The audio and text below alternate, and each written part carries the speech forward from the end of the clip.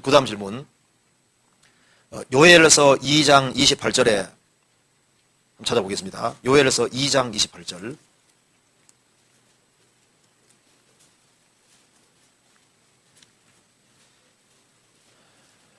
(2장 28절) 그 후에 내가 2장 28절 1273페이지입니다. 그 후에 내가 내 신을 만민에게 부어주리니 너희 자녀들은 장래일을 말할 것이며 너희 늙은이는 꿈을 꾸며 너희 젊은이는 이상을 볼 것이며 그때 내가 또 내 신으로 남종과 여종에게 부어줄 것이며 이 말씀에서 내가 내 신을 만민에게 부어주리니 너희 자녀들은 장래일을 말할 것이며 너희 늙은이는 꿈을 꾸며 너희 젊은이는 이상을 볼 것이며 라는 말씀에서 늙은이가 꿈을 꾸고 젊은이가 이상을 본다는 것이 어떤 의미인지 알고 싶습니다. 자, 이거 잠깐 접어두시고 이거 인용한 거 찾아봅시다. 사도행전입니다. 2장.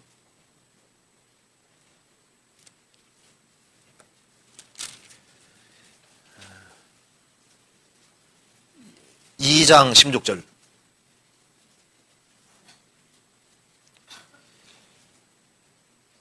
이는 곧 선지자 요엘로 말씀하신 것인 일러서되 하나님이 가라사대 말세에 내가 내 영으로 모든 육체에게 부어주리니 너희 자녀들은 예언할 것이요 너희 젊은이들은 환상을 보고 너희 늙은이들은 꿈을 꾸리라.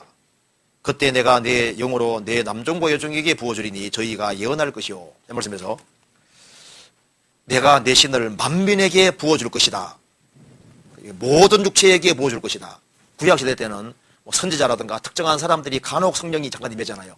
그런데 요엘서 예언에는 내가 내 신을 만민에게 부어줄 것이다. 이스라엘뿐 아니라 전 세계 모든 민족 누구든지 회개하고 복음 믿는 사람은 누구든지 성령을 받을 거라고 말씀하신 겁니다. 그리고 성령을 받은 결과 여러 가지 있을 것을 말씀하시면서 너희 자녀들은 장래일을 말할 것이다. 예언할 것이다. 어떻게 하는 게 신약시대에 예언하는 걸까요? 어떻게 하는 게 예언하는 걸까요? 찾아봅시다. 고린도 전서 13장 찾아봅시다. 고린도 전서 13장 2절 보시겠습니다.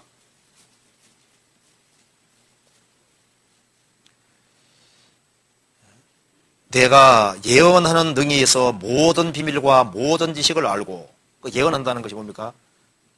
하나님의 비밀과 지식을 알고 말하는 것이 예언하는 겁니다. 그러니까 예언이라는 말은 원래 하나님께 받아서 한 말을 예언이라고 하는 거예요. 그러니까 이제 하나님께 받아서 한 말은 과거 일을 얘기해도 예언이고 미래를 얘기해도 예언입니다. 그러니까 하나님의 성령을 받은 사람은 성경이 깨달아지잖아요. 그래서 쉽게 말해서 성경을 깨닫고 얘기를 하는 것이 예언하는 거예요. 성경에는 미래에 기록되어 있잖아요. 앞으로 표받는 일이 있을 것이다. 그 예언이거든요. 성경을 깨닫고 예언하는 것이 예언하는 거예요. 그래서 요엘서 2장 28절에 그래서 여기서 질문은 늙은이들은 꿈을 꾸며 젊은이들은 이상을 보며 이렇게 되어 있으니까 이게 늙은이들은 꿈을 꾼다는데 도대체 무슨 꿈을 꾸느냐 좀 궁금할 수 있잖아요. 이게 이상한 꿈이 아니라 소망의 꿈을 말하는 겁니다. 소망의 꿈. 이제 성령 받았으니까 늙은 사람들은 특별히 잠자면서 꿈꾸면서 꿈에 뭐가 주님 특별한 걸 계시해 준다 그런 말이 아니거든요. 성경에서는 꿈에 대한 많은 말씀들이 나와 있습니다. 그래서 성경 계시가 완성되고 난 이후에는 꿈 너무 믿지 말라고 돼 있어요. 너희가 꿈을 꿔도 꿈 받아들이지 말란 말도 있고 꿈 너무 기대면 안 됩니다. 여기에 꿈이라는 것은 소망의 꿈을 말하는 거예요. 그래서 늙고 병들고 하는 사람은요, 구원 안 받은 사람은 아무 소망이 없잖아요. 그렇잖아요. 그런데 구원을 딱 받으면 어떻게 되는 겁니까? 소망의 꿈을 꾸게 되는 겁니다. 그렇잖아요. 영생을 꿈꾸는 사람이 되잖아요. 죽음 건너가도 주님과 함께 영원히 산다는 게 얼마나 좋은 꿈입니까? 나는 이제 나이 들면 이제 피부도 쪼글쪼글해지고 이제 늙어가잖아요. 머리도 허옇게 바뀌고. 그런데 이제 구원받고 나면요, 그거보다 더 멋진 몸을 입는다는 게 믿어지잖아요. 부활을 꿈꾸고 천국을 꿈꾸고 영생을 꿈꾸고 소망의 꿈을 꾸고 성경의 모든 약속이 이루어지기 때문에 그 소망의 꿈을 꾼다 그런 뜻인 거예요.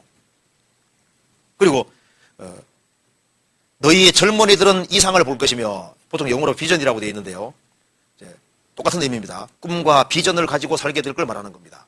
이제 요즘 젊은 시대 사람들, 젊은 사람들이 죄짓기 좋아하잖아요. 요즘 젊은 시대에 정말 꿈과 비전이 없는 시대입니다. 과거에는 너 뭐 되려면 거의 다 대통령 되고 장관 되고 판사 되고 뭐 그런 식이잖아요. 요즘 뭐 되고 싶냐 하면요, 별로 꿈이 없는 거예요.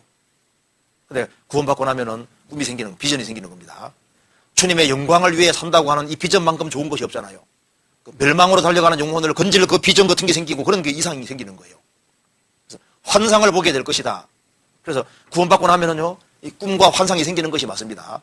우리 인도의 선교사들이 여러 번 왔었습니다. 와서 한 달 동안 공부한 적이 있는데요. 한 달 반 정도 될 거예요. 공부한 적이 있는데 그 중에 한 분이 구원을 받았습니다. 구원받으니까 그분이 얘기하기를, 나는 인도에 돌아가서 한 3,000명 정도는 내가 적어도 구원시키고 주님 앞에 서겠습니다. 그걸 이제 각오를 가지고 갔거든요. 그래서 우리 일주일 후에 뒤따라갔는데 구아테에 집회하는데 그분이 한 30명 정도를 모시고 왔어요. 채로. 아, 대단하더라고. 그래서 자기 아내도 구원받고 줄줄이 구원받았잖아요. 그리고 지금 신도교도 상대로 전도를 하고, 그러니까 이제 구원을 확실히 받으면은 젊은이들은 이상을 볼 것이다. 비전을 가지게 될 것이다.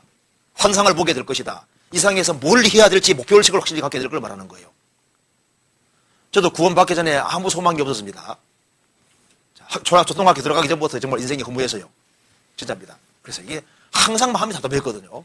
근데 구원을 딱 받으니까 목적이 확실해지는 것이요. 구원받으니까, 이 복음을 위해 살아야 되겠구나. 이 복음을 전하고 영혼을 건지고 세우고 살아야 되겠다. 그 생각이 확실히 딱 들어가더라니까요.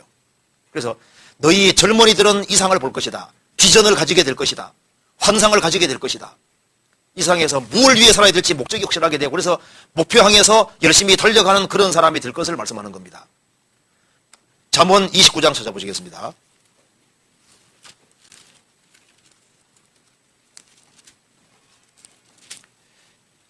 29장 18절 같이 읽겠습니다. 묵시가 없으면 백성이 방자에 행하거니와 율법을 지키는 자는 복이 있느니라. 묵시, 계시입니다.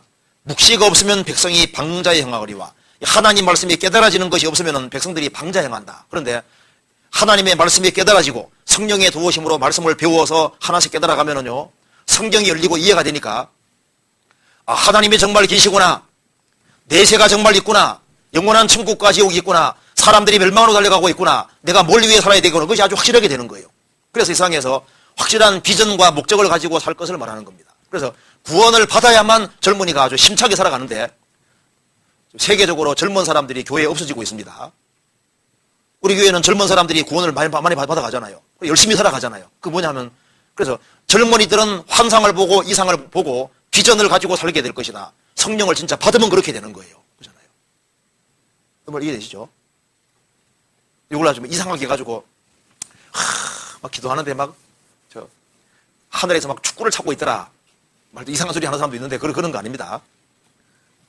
꿈을 꾸리라. 노인들이 이제 성령 받고 나니까 아주 하나님께서 신령한 꿈을 많이 꾸게 해줘가지고, 이상하고 신비한 얘기하는 그런 얘기하는 게 아닙니다. 꿈을 이해되시죠?